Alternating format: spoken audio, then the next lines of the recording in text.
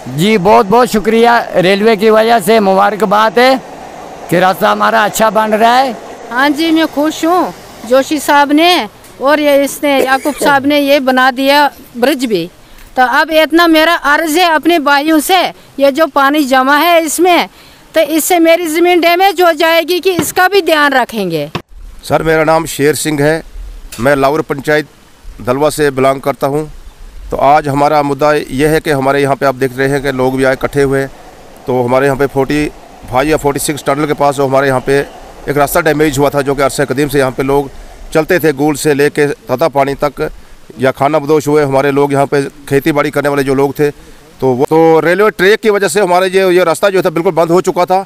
बाद में हमने एडमिनिस्ट्रेशन रेवेन्यू डिपार्टमेंट वगैरह से फाइल बना के कंप्लीट करके इनको दी, और हमने यहाँ पे बहुत बार स्ट्राइकें भी की थी, रास्ते का बहुत जनून बात थी। तो अब उन लोगों ने माना।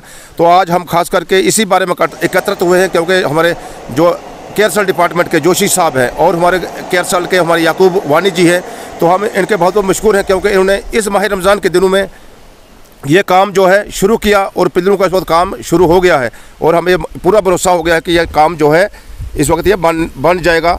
और हमारी एक और रिक्वेस्ट है कि केयरसेल डिपार्टमेंट से कि जो ये रास्ता बना रहे हैं, इसकी जो ब्रिजेस की जो थोड़ी जो बना रहे हैं ना ये पिलर्स, इनके थोड़ी हाइट से और भी बढ़ानी चाहिए।